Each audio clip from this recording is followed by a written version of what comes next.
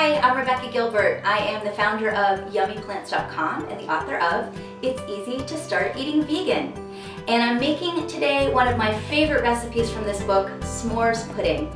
It's quick, it's easy, it's delicious, and it's got lots of protein. So let's get started and I'll show you how to make it. The first thing we're going to do is make the bottom part of the s'more. And we are going to use vegan graham crackers for that. Now, there's a couple different kinds of vegan crackers that I've seen on the market. Some are kind of doughy looking, like this one, and some are more traditional graham crackery looking. It doesn't really matter, but it will change the texture a little bit. So it's just a personal preference of what you can find in your area and what you like better. So we're basically going to crumble this graham cracker using our hands or a rolling pin or glass, whatever you like. And you can either have individual containers, like we did with this one, or you can just crumble it into a large container and have one big pudding that you're going to serve people. So I'm just making little individual ones just to show.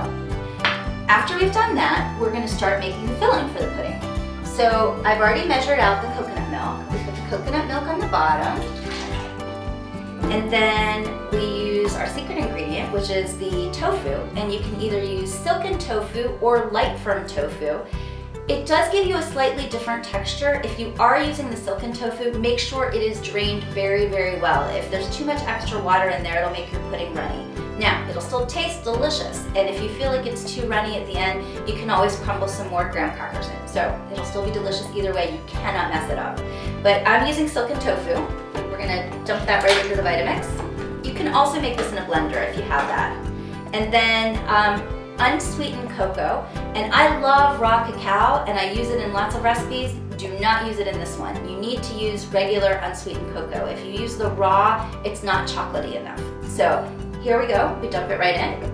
So now we're gonna melt some dark chocolate chips. These are vegan. And if you check, most dark chocolate chips are vegan, but not all of them. Some of them do contain milk, so do check the packaging.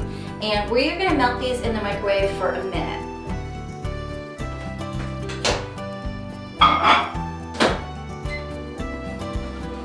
And while that is microwaving, we can go ahead and do the rest of the recipe. So we're just going to stick 2 graham cracker squares, these are 2 whole rows, into the Vitamix. And you don't really have to break these up, the Vitamix is going to do the work for you, but why not?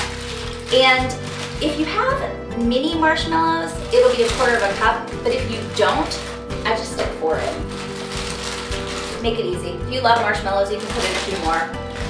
And maple syrup, we're going to put in 1/4 cup. We're really almost done. So this is what it looks like when it comes out of the microwave. And all you do is stir it together. Wow. It smells very chocolatey. Yum. So you can see everything is all mixed in there. And what we're going to do is just put it in the Vitamix, and you can do this in a blender. You don't need such a high-powered blender for this, but if I'm going to put it in the Vitamix, basically I just put it in there till it's all well combined. So we're all done. You can see it's nice and smooth, and what we're going to do is put it into our individual containers.